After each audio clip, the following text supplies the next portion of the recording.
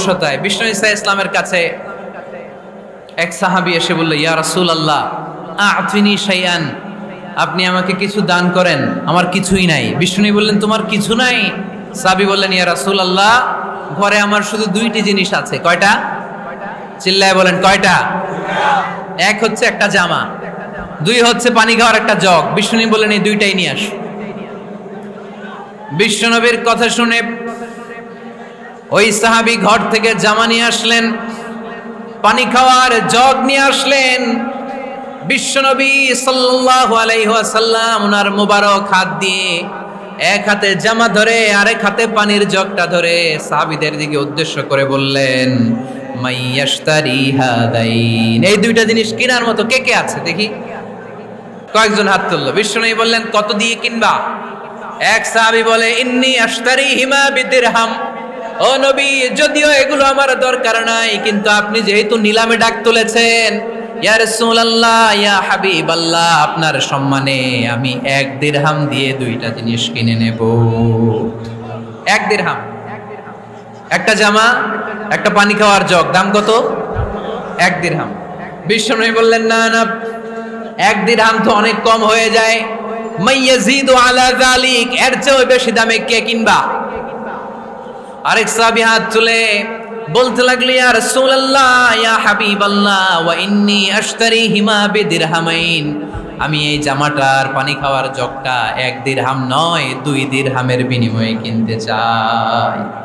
বিষ্ণু ঈসা ইসলাম ওই সাহাবাকে দিয়ে দিলেন, দিয়ে 2 দিরহাম নিয়ে যে লোকটা ভিক্ষা করতে এসেছিল তার হাতে 2 দিরহাম দিয়ে বললেন, যাও 1 দিরহাম দিয়ে ঘরে খাবার কিনে দিয়ে আসো, আরেক দিরহাম দিয়ে একটা কুঠার কিনে নিয়ে আসো।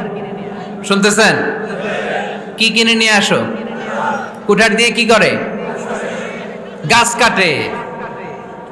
ওই সাহাবী কুঠার কিনে নিয়ে আসার পরে বিশ্বনবী নিজ হাতে কুঠারের মধ্যে একটা কাঠের হাতল লাগাই দিলেন। আল্লাহু আকবার।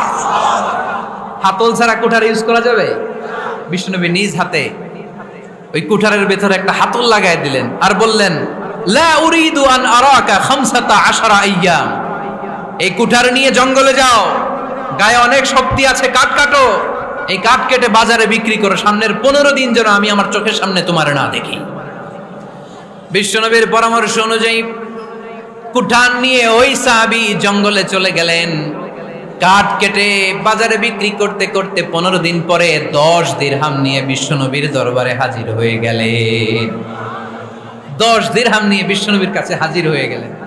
সাহাবী এসে বলল, ইয়া রাসূলুল্লাহ এখন আর আমার ভিক্ষা করা লাগে না, আমার গায়ে অনেক শক্তি আল্লাহ দিয়েছে, আই এম ভেরি এনার্জেটিক, আপনার দেয়া বরকতের কুঠার দিয়ে আমি কাঠ কেটে কেটে স্বাবলম্বী হতে শুরু করেছি।